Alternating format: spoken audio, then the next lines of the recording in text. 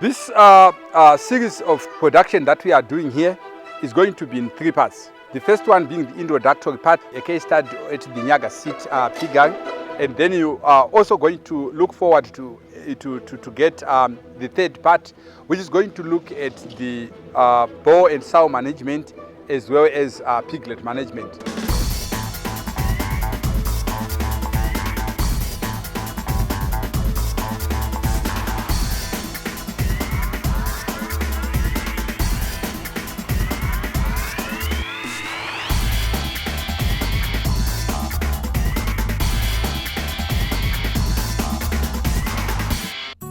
Once your sow you have farrowed, you need someone to make sure that is actually removing the sows and put them in a nursery where there is a source of heat. Some they use infrared lights, some they use charcoal, some they use what they call mbaura to try and make sure that the farrowing house or the maternity house have got a temperature which is around 30 degrees to 34 degrees for the piglets.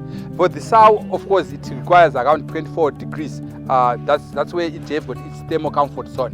So what you have to make sure to do is to make sure that within the farrowing pen, you have got your nursery part where you can actually put your piglets and your source of heat, so they can actually survive cold temperatures. Then you need to make sure that within a few minutes after parturition, being born, you need to make sure that you reduce the umbilical cord by clipping the umbilical cord to about less than 5 centimeters, so that then you dip it in iodine solution, so that you also lower the chances of entrance of other pathogens that can actually cause problems in your pigs. Then you also need to make sure that within that period, you can also be able to weigh your piglets and allow them to suckle colostrum, which is the first milk of the sow, which is very critical in terms of antibodies, in terms of energy, in terms of a lot of other important nutrients that are required for the survival of your piglets. So piglets that suckle colostrum within 24 hours within 4 or 5 hours of being born, they tend to have greater chances of survival. So you need to make sure that your piglets, they also suckle that. You go an extra mile to make sure that also within 72 hours, you have also injected your iodine, your iron, which is a very important aspect, because pigs, they tend to grow at a very fast rate, and they tend to then suffer from shortage of red blood cells, which leads to anemia. So you need to also lower the chances of suffering from becoming anemic by supplying iron. So you need to make sure that those things are done properly. Then your vaccinations, your gilts at around 20 weeks, you inject Farosure at around and you repeat after 21 days. Your sows and your boars, they are also supposed to be routine vaccinations, routine cleaning with farm gut, routine cleaning with acaricides to try and treat mange and other things that can actually affect skin, that can cause skin diseases. So it's very important to make sure that you vaccinate your pigs, especially against parvo virus. So there is a vaccine which is called Farosure, which is very important in terms of lowering chances of having problems like CMIT, which is stillbirth, mummification, embryonic death, and infertility. Those are chances. There are high chances that you can have those problems at a pig farm. Then also MMA, which is metritis, mastitis, and agalactia, which is the absence of milk production, as well as inflammation of the mammary, as well as inflammation of the uterus. So in order to lower those chances, you need to make sure that you also vaccinate your pigs with Farosure, with litter guard at the recommended stages in the life of a sow and a boar, as well as a gilt. So those are some of the most critical vaccinations that you need to carry on. Then also deworming, dipping, as well as cleaning the stays to make sure that you control manges, jiggers, and other insects that can, other parasites that can actually be vectors in terms of bringing in diseases to your piggery unit. You need to make sure that you don't venture into this production blindly. You need to make sure that you seek the correct advice, the correct technical advice. Because a lot of farmers, they tend to sometimes overfeed with a wrong feed. It means you are not going to get the returns that you expect. If you are going to feed a wrong feed, it means it's a wastage. When you want to start your pig production, join organizations that are going to promote your business.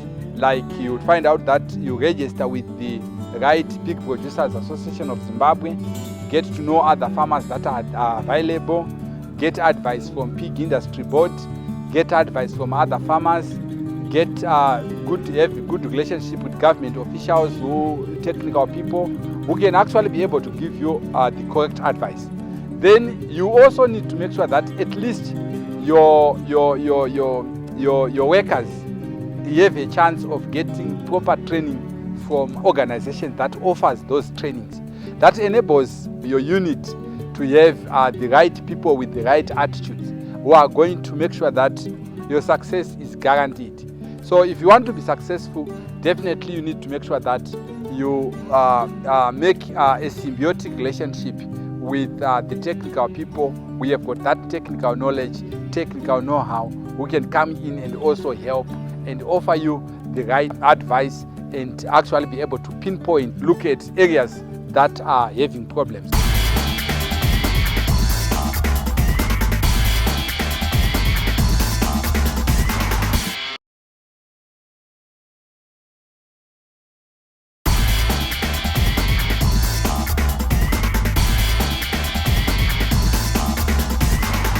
The biggest variable cost is your feed. So if your feed is not the right feed, definitely you are not going to see the right results. So if you are not going to see the right results, it means you are going to be eating into your pocket instead of actually fattening your pocket. So if you want to fatten your pocket, you have to make sure that you are feeding the right feed, you have chosen the right breed, you have also done a proper market survey to enable you to actually identify where you can sell your pigs, where you can sell your animals, and also be able to make money out of it. You need to make sure that you also appreciate the value chain system as a whole, to make sure that when your pig is going to be marketed, who is going to be the buyer? From there, who is going to be the processor of the meat? So that you actually also appreciate what they need. You also need to appreciate what your customers need and what they expect out of the pig production unit that you are venturing in. If you are going to have the right feed, the right vaccinations, the proper hygiene and treating less stresses at the farm, definitely you make money from pig production. It's a very remunerating enterprise, provided you are taking every step in the right direction. You are following the advices that you get from all the technical people who are in the industry. The general talk mustreet ndeyekuti piggery project inodhura. It's common knowledge mustreet kuti piggery project it's well paying, inobhadhara. But talk inongoti vanhu vanoti kuti inodhura, haitangiki and all that. But having gone through this training, I've discovered that it's actually an issue, it's knowledge gap. Ndo iripo inoita kuti vanhu vafunge kuti inodhura. No wonder why you see kuti munhu angotanga project could go for the broilers of the poultry project and it, but the piggery vanhu vanonge vechiti because it's an expensive project. But kana acquire the right knowledge and the right skills, you'd see kuti quite motivational because vanongoti nguruve dzinodya chikafu, but they think kuti inodya chikafu chakawandisa and all that, yet unozonzwa kuti no, it's just 2 kgs a day. So when you go through training, you will see kuti you will marvel at it. It's a good project. Actually, by statistics, my producers has gone to meet the national demand, which is covered up my imports. So I believe a lot has to be done in terms of training my farmers, panyaya piggery project, actually starting with those that are running the projects, kuti vave knowledge and varane vanyatsokuirana iri a profitable venture, so that it inspires even vamwe would be or prospective entrepreneurs vanoda kupinda mupiggery industry. Market yenguruve iripo, isusu we cannot meet the demand, because iko zvino ukangoona pese panofambwa pari kumwiwa hwahwa, pari kuitwa michato, maspeed ari kuita, pese panogochwa vanhu vanenge vachida kugocha poko. Saka isusu panapa tinoproducer mawinners. Pane vanhu vanotora mawinners atinotoziva kuti pane anobva kukadoma anenge achida 60, pane anobva kugwero anenge achida 20, pane product inozvitengesa yega. Isusu tingatete outsource kana because we cannot meet the demand. Product kana yakangonaka chete, the market is there. Isusu tinospecialize nekuti tinenge tine magills, tine masoul atinotiita zvakanaka, oenda kufarrowing zvakanaka, towina zvakanaka. Then pane vanongotora mawinner vanoita inonzi winner to finisher program. Vanouya vangotora mawinners avo at 5 weeks, per 4 months vanenge vatova nemapoka avachienda. Saka ini ndinovagamuchidza pa 5 weeks ivo vachinopedzisa uko. Saka muno muindustry meduka hamudi kuti uve self-centered. You must learn to share. You outsource kana ukanzwa kuti ndiri kudawo mawinners akati, inini kana ndine 100 pachidiwa 120 ndinonotora kuno umwe fama, but fama yeka anofanira kuprotectawo zita rangu, anofanira ngane good product kuti zvifambirane. Noti kuti kana ndikapa munhu mawinners angu 100 ndikasanganisa nake ake wacho usvika oita marana. Aiwa, chandinoda kungoencourage vanhu kuti product inofanira kunge yakanaka, and kunge yakanaka kunge uchipa chikafu chakanaka, mavaccines akanaka, dzichigara pakachena. The issue of biosecurity is of paramount importance. You need to make sure that your pig stays are in a enclosed environment where you have got your gate, which you have got which have got a foot bath, where people they actually have to make sure that they clean their hands. They also clean they dip their feet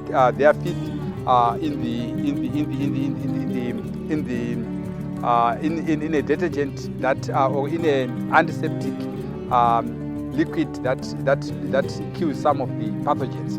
Then you need to make sure that you have got proper housing that separates the farrowing house from the grower's house, from the breeding houses stays. Why? Because you need to make sure that an individual who works in the farrowing house does everything there and don't actually move from one farrowing house to the other, from breeding pens to the farrowing house, because you are likely to be killing pathogens from one side to the next. But when you are talking about the farrowing house, which is your maternity, that's the ward where you see sows with young piglets that have been born. So they are still very vulnerable to diseases, very vulnerable to any problems that any health hazards that can actually be brought by your feet. So if you are going to have your workers at the farm, you need to make sure that workers, they work in different departments. Those in the breeding house, they focus on issues to do with heat detection. They do whatever they do there and complete their exercise there. Then issues of biosecurity also entails that you should not be able to, you don't allow other farmers with pigs to always come into your pig facility and roam around, because that way you are likely to be also carrying in pathogens and other challenges. So you need to make sure that you limit the number of inflows of people who are getting into your pig stays, like the issues of other diseases like African swine fever, which are there. They tend to have a lot of problems if you are going to allow people to enter your premises without following the right biosecurity procedure. Is actually removing the sows and put them in a nursery where there is a source of heat. Some they use infrared lights, some they use charcoal. Some they use what they call mbaura. They can actually use them to try and make sure that the following house or the maternate house have got a temperature which is around 30 degrees to 34 degrees for the piglets. For the sow, of course, it requires around 24 degrees. That's where it have got its thermal comfort zone. So what you have to make sure to do, is to make sure that within the following pen, you have got your nursery part where you can actually put your piglets and your source of heat, so that you continue to have they can actually survive cold temperatures. Then you need to make sure that within a few minutes after parturition being born, you need to make sure that you reduce the umbilical cord by clipping the umbilical cord to about less than 5 centimeters, so that then you dip it in iodine solution, so that you also lower the chances of entrance of other pathogens that can actually cause problems in your pigs. Then you also need to make sure that within that period, you can also be able to weigh your piglets and allow them to suckle colostrum, which is the first milk of the sow, which is very critical in terms of antibodies, in terms of energy, in terms of a lot of other important nutrients that are required for the survival of your piglets. So piglets that suckle colostrum within 24 hours within 4 or 5 hours of being born, they tend to have greater chances of survival. So you need to make sure that your piglets, they also suckle that. You go an extra mile to make sure that also within 72 hours, you have also injected your iodine, your iron, which is a very important aspect, because pigs, they tend to grow at a very fast rate, and they tend to then suffer from shortage of red blood cells, which leads to anemia. So you need to also lower the chances of suffering from becoming anemic.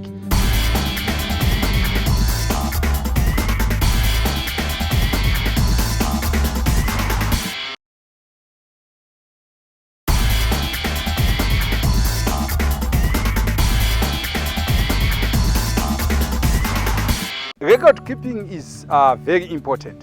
You need to make sure that each sow at the farm have got its own record or its own card, which shows its identity, its days it is likely to be parturiting, vaccinations that has been done on it, the number of piglets that it has born, those that were born as runs by this sow.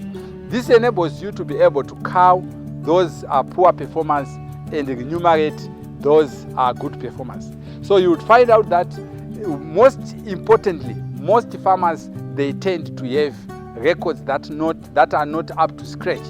They need to make sure that they address the issue of record keeping, because record keeping enables you to calculate even the amount of feed that has been given to each sow. If you are doing the weights and weighing your sows, you should also be able to look at the body condition score and then be able to address issues that are affecting your sows when you have got records, because you know the amount of feed the sow is taking in, and if it is actually losing weight, then you can actually be able to tell it could be feed.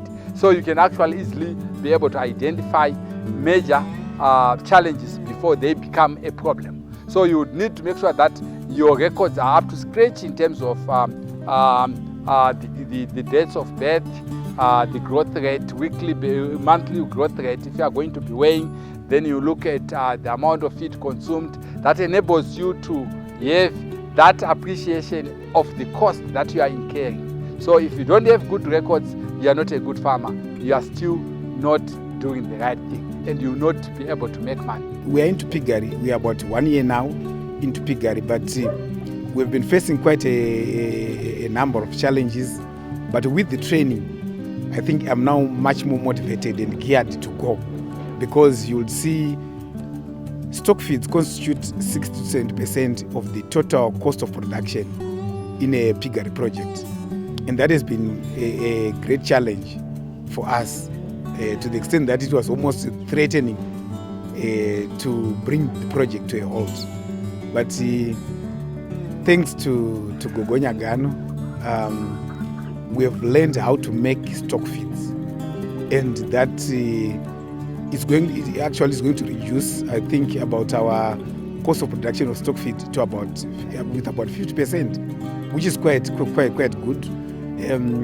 We've also learned a lot in terms of the project management, record keeping, are some of the key issues which we have learned. The new trends, even about the breeds and all that. And being a project founder and director, having knowledge into the technical aspects and the whole lot of running the project is quite key, insofar as it enhances and broaden your knowledge and perspectives of the project and how to manage it, which is quite key. I think this is really a missing dimension when it comes to SMEs, the issue of knowledge impartation on the job training, because the training which have been undergoing, I must say what is striking about it is the practical acquisition of knowledge. As much as you learn the theoretical part, but the greater deal is all about the practical skills training, which is quite key, which is very important. And it's different acquiring knowledge and skill from an educational institution compared to getting it from an entrepreneur who is actually who is running the project, but also imparting the knowledge to you. The two are different, because when you're getting from a like-minded entrepreneur who's also running the project, you get the book of capability, the panica that carry different from an entrepreneur when you get the training, unlike when you're getting it from an educational institution, which has a more bias towards the theoretical aspect or theoretical orientation part of it. Ndakatanga ne3 masau units and ndakandisa ndamboenda kutraining, but ndakachovha nawo for 3 years. Then I went for training ku CCC. When I came back, ndakaita hit the ground running, because I was correcting all my mistakes. From there I've increased my saw head to 83.